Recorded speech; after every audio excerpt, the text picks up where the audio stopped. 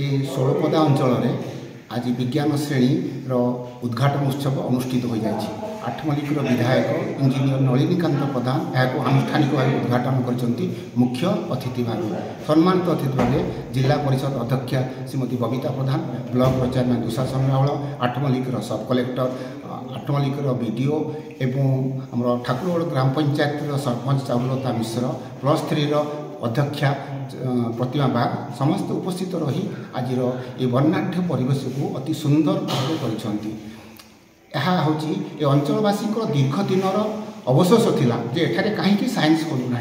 गत वर्ष आम सरकार अनुमति पाइचु एवं रेकग्निशन पाइचु, तेणु ए वर्ष तार द्वितीय वर्ष में पदार्पण करिछि।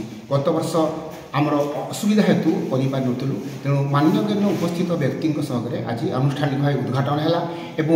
5T पैसा निर्मित होता ये घरटा आनुष्ठानिक भाव उद्घाटन है।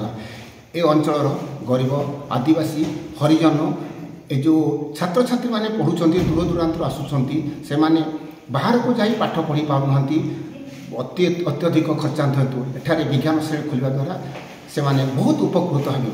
संप्रति विज्ञान पाठर यथेष्ट आवश्यकता रही।